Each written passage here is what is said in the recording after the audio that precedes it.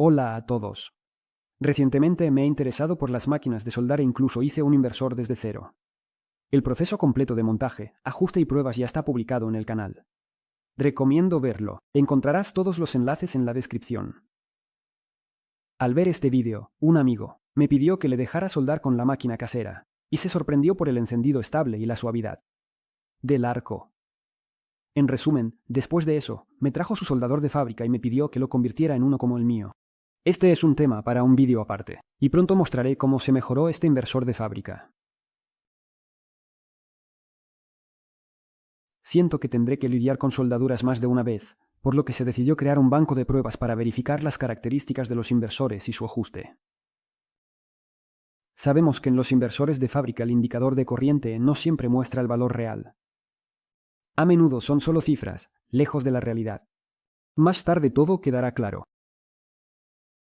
Anteriormente, en el mercadillo, adquirí una resistencia de lastre. Se utilizan para ajustar la corriente en los aparatos de soldadura con transformador. En nuestro caso, el lastre servirá como resistencia de carga. La resistencia total de este resistor es exactamente medido con un multímetro de sobremesa profesional de alta precisión EDM83-41 de la compañía RS Pro.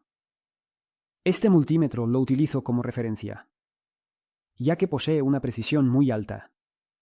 En el caso de medir voltaje constante, su error es solo. En el caso de medir resistencias, puede comprar este multímetro en particular con nuestro socio, la compañía RS, a un precio reducido. Enlace en la descripción. El principio de funcionamiento de nuestro banco de pruebas es extremadamente simple. A la salida del inversor de soldadura se conecta una carga en forma de resistencia de lastre. Tenemos dos indicadores de aguja, un amperímetro y un voltímetro. Cuando el inversor está cargado, el amperímetro mostrará la corriente real que el inversor entregará. El voltímetro mostrará el voltaje bajo carga. Por lo general, debería estar en el rango de 24 a 28 voltios, más o menos. También tenemos la posibilidad de conectar un voltímetro sin cargar el inversor para verificar el voltaje en vacío de este último.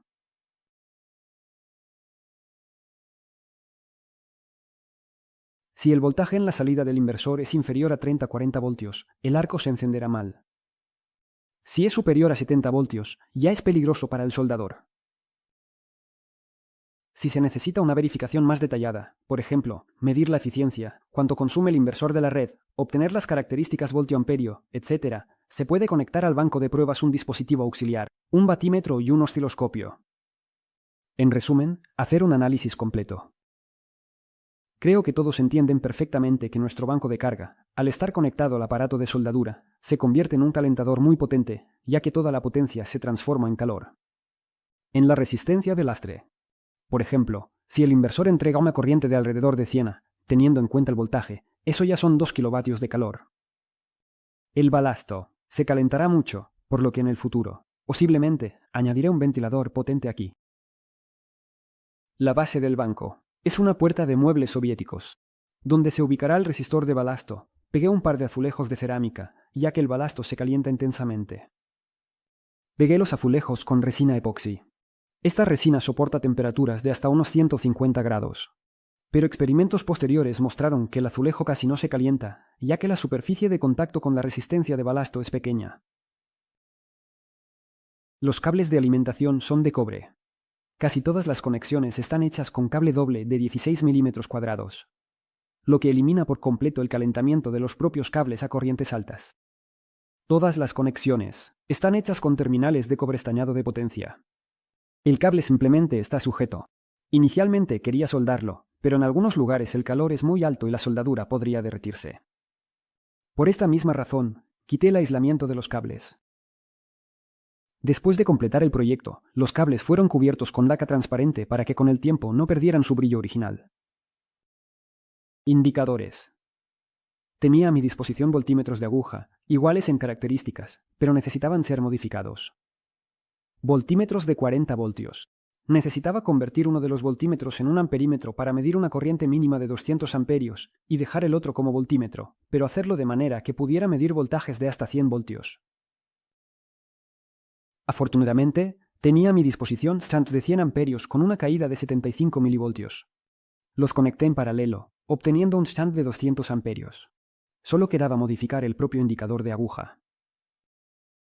Conecté el shunt en serie con el balasto, y en paralelo al shunt, la cabeza de medición. De hecho, medirá la caída de tensión en el shunt. Luego tomé las pinzas amperimétricas. Por cierto, estas pinzas pueden medir corriente continua. Servirán como medidor de referencia. Aunque miden corriente hasta 100, será suficiente. Conecté el inversor de soldadura. Girando el regulador de corriente en el inversor, hice marcas en la escala a corrientes de 50 y 100. A partir de esto, ya queda claro a qué valor de corriente corresponde una división en el indicador.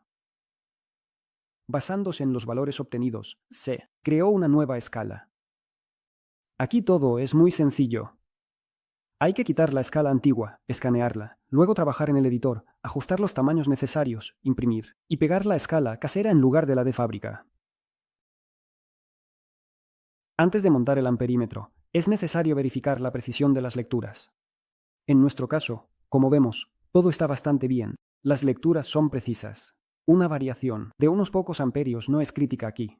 Sobre el voltímetro. Tiene 3 terminales. Permite medir voltaje constante ya sea hasta 20 voltios o hasta 40. En la parte trasera hay terminales correspondientes. Decidí no modificar el voltímetro. Si se utiliza la escala hasta 20 voltios, entonces se puede usar la escala hasta 20 voltios. Simplemente hay que conectar en serie con el indicador una resistencia de tal valor que el desvío completo de la aguja signifique qué voltaje se está aplicando. 200 voltios. Es decir, multiplicamos las lecturas de la escala superior por 10 y obtenemos el valor real del voltaje. Cada división son 5 voltios, cómodo y sin complicaciones. El proceso completo de modificación y ajuste de voltímetros de aguja ya lo mostré en uno de los vídeos anteriores. Para quien esté interesado, el enlace está en la descripción. Sobre las conexiones, tenemos 5 tornillos. Los 2 superiores son positivos, el par inferior es masa o negativo. El tornillo del medio se utilizará solo cuando sea necesario medir la tensión en vacío del inversor. El tornillo del medio está conectado a uno de los tornillos superiores a través de un diodo de broma. Un diodo con una corriente de 1, puede ser menos, y con una tensión inversa de 100 a 200 V. Bueno, ahora probemos nuestro inversor de prueba. La prueba será incompleta, simplemente lo evaluaremos. Las características de salida. La tensión en vacío del inversor es de 65 a 70 voltios. Luego, cargamos el soldador. Aquí es importante conectarlo primero al balasto y solo después encenderlo en la red. De lo contrario, podrías ver chispas. Aumentamos suavemente la corriente en el soldador. Y vemos que las lecturas del indicador incorporado en el inversor están lejos de ser reales. Y esto es un fenómeno muy común.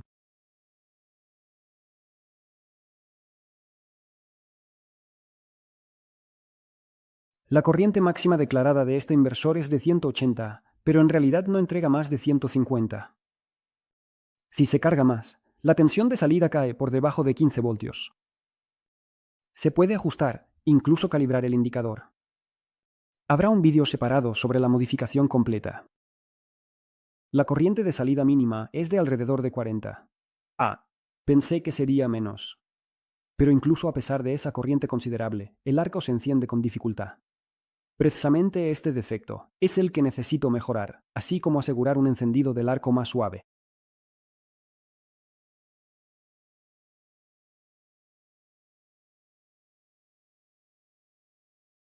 Esto se debe a que con corrientes de hasta 70, el voltaje de salida del inversor cae bastante.